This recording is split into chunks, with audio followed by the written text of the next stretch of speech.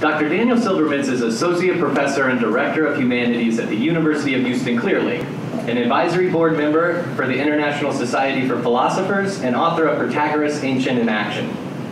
His innovative teaching received national recognition for the Association for General and Liberal Studies with the 2009 Jerry G. Gaff Faculty Award, and his research on Greek ethical and political thought appears in Metaphilosophy, Ancient World, History of Political Economy, and Yale Economic Review. He is at work on a new book concerning Plato's economic thought. I've had the privilege and great honor of working with Dr. Silvermintz over the last 2 years as his teaching assistant, and I can honestly say it has been a dream job for me. I feel as though I've been receiving one-on-one training and tutoring in all my favorite subjects with one of the most brilliant minds I've ever encountered, and amazingly, they keep paying me to do this. Working with such a knowledgeable, kind, and respectful scholar over the last couple of years has truly caused me to become a much better person in more ways than I could have ever imagined. So please help me to give a warm welcome to Dr. Daniel Silvermintz.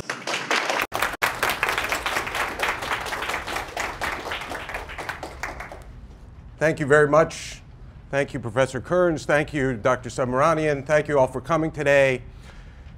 Despite the fact that none of his works survive, Protagoras of Abdera, who lived from 490 to 420 BC, is one of the most important and controversial thinkers in the history of philosophy, and I hope tonight we'll see why he's important and why he's controversial. So, unfortunately, again, since his works don't survive, scholars are saddled with the task of unpacking his ideas from a relatively short list of surviving quotations. And as you can see in passage 1 and 2, we see two of his most famous quotations known as fragments here. Quotation number 1, we're told that his book on the gods began concerning the gods. I can't say whether they exist or they don't exist. It's a difficult question and life is short. Passage number 2, his most famous surviving quotation, the human being is the measure of all things. The things that are, that they are, and the things that are not, that they are not. Now, these are very densely packed passages, so just the task of trying to figure out exactly what he's referring to from such short passages.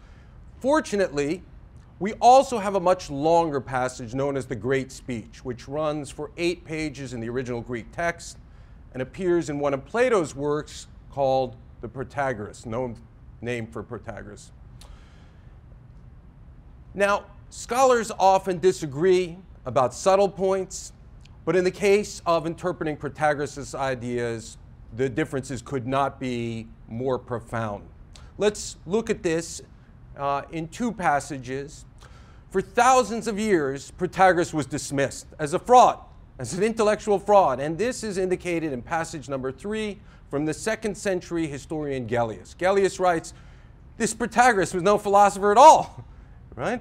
For charging a great fee, he would teach his students to manipulate truth rather than to seek truth, to make the weaker speech defeat the stronger. Sometimes people refer to the ancient sophists like the modern law school and learning to manipulate truth, learning to manipulate arguments rather than to pursue the truth. In contrast, in more recent scholarship, there's been a whole reassessment of Protagoras, and this is represented in passage number 4 from George Grote, the 19th century British historian. And look at what Grote says. Grote says, from the dialogue, and we're going to talk about this dialogue tonight, this is where the Great Speech comes from, it's clear that Plato doesn't see Protagoras as corrupt, unworthy, or incompetent. And by implication, Grote seems to suggest if Plato didn't think of him as corrupt, we shouldn't think of him as corrupt. Now wait a minute. If you compare those 2 passages, Gellius says this guy is completely corrupt. Grote says he's not corrupt. And this paradox, this dilemma, this contradiction between these 2 radically divergent interpretations of Protagoras is what motivates my scholarship, my research on his ideas. How could it be that when scholars are drawing on the same text, they have such divergent views? My answer is perhaps suggested in the title of tonight's talk, Protagoras' Secret Teaching. Protagoras had 2 sets of teaching, as we'll see in a minute. A public teaching that promoted morality, which is where Grote gets his idea from, but also a secret teaching. And we're going to see by an examination of his great speech in tonight's lecture, how he uses esoteric rhetoric to let those in the know in on the secret teaching, even in the public discourse. Socrates warns us in passage number 5 there that we should be careful, because in his own day, Socrates says all of Greece was deceived by Protagoras. For more than 40 years, the whole time Protagoras was teaching, his whole career, Socrates says he swindled all of Greece. He charged great fees, took students under his tutelage, and left them, Socrates says, worse than when he took them. Right? All the time claiming to teach them about ethics and morality and make them better people. And then, in the most interesting passage, passage number 6, that sparks my research, Socrates reveals something very interesting. How did he perpetuate this deception? Socrates says, by the graces, passage number 6, this Protagoras, a very wise man, uttered this dark statement, this dark saying to the common herd, like ourselves, the public teaching, right? But then told the truth in secret to his students. So again, Socrates is indicating Protagoras had two different, completely different messages, two different teachings. One promoting morality, one promoting a corrupt morality, right? Or an immorality, one might say. And in spite of this very provocative argument, very few scholars have attempted to apply this idea that Protagoras had a secret or two sets of teaching to an interpretation of his ideas. To me, this is the answer of why there's such divergent readings. Let's turn to passage 11. Protagoras himself indicates what he's up to. He says that this art of sophistry practices a certain kind of teaching that incurs odium if one were to know its true ideas, and thus those who practice sophistry disguise it behind a decent dress. And thus, in the passage number 7, we see Socrates returning to this image of dressing up the truth or hiding the truth or disguising the truth. Later on, after the great speech, Socrates then questions Protagoras, and he says, just like the doctor asks the patient to disrobe so that he can examine him, he says, Protagoras, expose some more of your ideas. Take off the dressing, the disguise, the nice outer covering so that we can see what you're really up to. Okay, so now let's turn to a discussion of the great speech itself, and we'll see if we can first understand the public teaching, and then we're going to deconstruct it a little and see if we get to his secret teaching.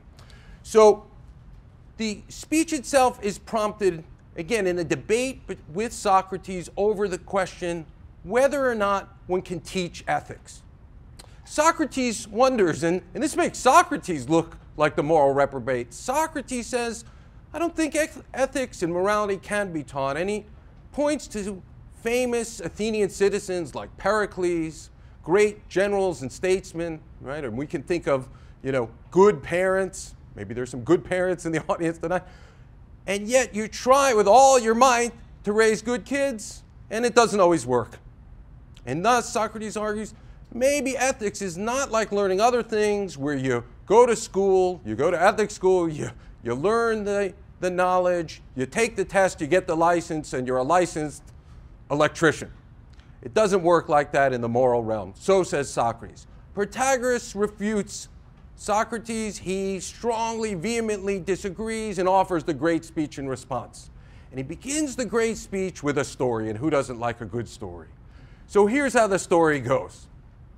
Once upon a time, a long time ago, Protagoras envisions a time before there were living creatures, when all that existed were the gods. He appeals to the ancient gods of mythology. Protagoras, again, writing and speaking and teaching in the 5th century BC, is appealing to the old gods that Homer and Hesiod and all the other poets had discussed. And he says that when the living creatures, all the different living creatures were in the womb of the earth, the gods formed them, shaped their bodies, but then entrusted the Titan deities, particularly Epimetheus and Prometheus, to distribute various attributes that would allow each species to survive. And so Epimetheus the Titan deity, distributes various traits to the living species. Each one he gives a different trait that would allow it to survive. Some he gave, strong claws. Some he gave a thick coat of fur. Some he allowed to be fast, like the jaguar. Some could fly away, right? The little tiny bird can just fly away and isn't frightened of the lion. And yet, saving the best for last, right? He waited and to distribute everything, saving the best for last. He finally got to human beings, and he ran out of resources. He spent all his resources and ended up with a big debt on his credit card, ended up with nothing left in his bag of tricks to give to mankind. And so his brother Prometheus comes to inspect how well his brother did, and he realizes he ran out of things. And Prometheus says, man is naked, all right? Unbedded, unshod, shelterless, right? We'd freeze to death without some sort of trait to preserve our survival. And so Prometheus comes up with an idea. Here's his great idea. He says maybe humans could use something that the gods possess. And so what did Prometheus do? He goes to the craftsman god, Hephaestus, and steals the knowledge of the arts, along with fire.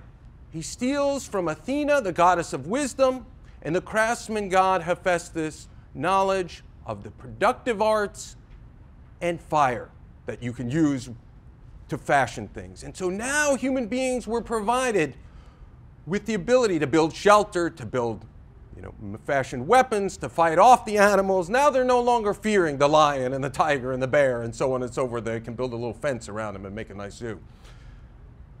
But Prometheus, as good of a thief as he was, couldn't get into the citadel of Zeus. Zeus was protecting, of all things, justice, and this would be an important trait, because while humankind could now build shelter and, again, build weapons, now they were fighting with each other in the cities.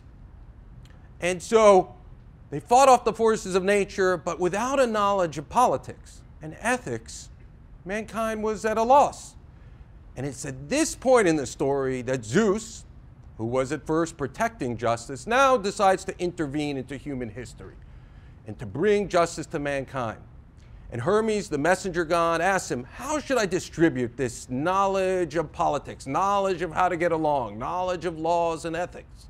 Should I distribute it like other kinds of knowledge? In other words, not everyone in Houston needs to be an electrician. We can rely on some percentage of the population being electricians and plumbers and doctors. But Zeus, in one of the most important lines in all of Western history, declares, no, let all have a share. This is passage number 14. Let all have a share. Cities could not survive if this knowledge of justice was only given to a few. And make thereto a law of my ordaining, that who cannot respect and right shall die the death as a public pest, as a menace. Look at what Protagoras has done. He's drawn on the old god Zeus, that, and I'm sure many of you are familiar with the Iliad and the Odyssey, the old gods had legitimated monarchy and hierarchy and a nobility and an aristocracy. And here we see Zeus legitimating democracy. And in fact, this is one of the things that Protagoras is credited with, why he's so important. He's the first thinker that we know of in the history of the world to provide a rationale and defense for democracy. And in part, here he gives us his mythic defense of it, that Zeus intervenes into history. Protagoras then follows this myth with a logical part. And he then appeals, you don't think ethics can be taught, Socrates, but if we look at every single cultural and political and social institution, we see it's all about instilling ethics into people. So he says, you look at what the parents do with the child, what the tutors do, then the schoolmasters, and finally into the legal system. Every part of Greek life is about educating people. He says, with each thing, they say, this is just, that's not just, this is holy, that's not holy, right? This is noble, this is base. If somebody obeys, that's fine, right? Good boy, good girl. But if they don't obey, they treat him as a bent and twisted piece of wood that they straighten with threats and blows. And maybe Sounds harsh for our time, maybe time out in today's day. And finally, he concludes his speech. So Protagoras, again, has attempted to prove that ethics can be taught and appeals to that it is God-given by Zeus, instilled by Zeus in the mythic part, and then appealing to actual practice, what goes on in Greece, that if we look at every social and cultural institution, it instills virtue. Okay, so now let's begin to deconstruct what we just read. That's the public teaching. Ethics can be taught. That sounds very, as Grote says, very moralistic, very good, very ethical, right? But if we think about it and compare passage 14 and passage 15, we see there's a blatant contradiction there. Passage 14 suggested virtue is innate, God-given. But in passage 15, he's very clear. Ethics are only instilled in people by, unfortunately, in his case, by beating it into them, right? And that people innately are not so ethical. In fact, what was the saving grace that Prometheus did to save humanity? He stole, right? So our innate tendency that we need for our survival is stealing. That brings us to examination of his appeal to the gods, right? Because Protagoras appeals to the gods, which makes him seem, again, in his public discourse, like a good Orthodox pagan. If we look at Grote, again, passage number 12, he says, from this it looks like Protagoras is a very religious guy. But let's go back to passage number 1. What does Protagoras tell us about his religious beliefs outside of the myth? Concerning the gods, I can't say, even if they exist or not. It's a difficult question, and life is short. In other words, maybe I shouldn't waste my time with something that can't be proved. Moreover, let's examine how his gods serve as models, right? If we're to be like God, if that's the idea in every religious view, let's see how well his gods do in displaying the various ethics. Again, the whole point of his speech here is to teach people about ethics and morality. Protagoras identifies 3 core virtues he speaks of: justice, moderation, and holiness. Justice, giving to each what's owed; moderation, not eating too much, not drinking too much, right? And holiness, respecting the divine. But again, the story began with Epimetheus being immoderate, squandering his resources, not setting a budget, not saving something for mankind. And in terms of justice and holiness, right? What did Prometheus do? He stole. That's not law-abiding. That's not just. And moreover, whom did he steal from? From the other gods. That doesn't sound very holy. Right? So his gods violate his very rules. That said, we should note, in spite of Prometheus's transgressions, he does exhibit 2 virtues that Protagoras conveniently forgot about. Right? Prometheus, whose name literally means prometheus in Greek, to think ahead, to see ahead, he saw what human beings would need, displays great wisdom. And moreover, his brazenness, his bravery in breaking into Athena and Hephaestus's dwellings to steal these goods shows his courage. Oh, Socrates questions Protagoras, aren't these virtues too, bravery and courage? You forgot about these? Now Protagoras says, oh yeah, those are virtues too, and in fact wisdom is the most important one. Well, one scholar, which brings us to passage 16, takes note of this forgetfulness on Protagoras' part. It's not a small point that he forgot.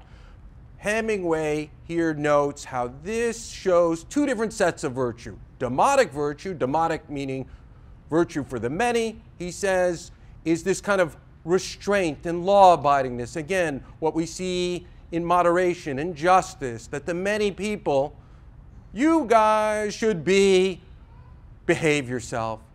Right? But then, what we see in Prometheus's actions, Hemingway identifies as elite virtue, a kind of virtue for a few. Wink, wink.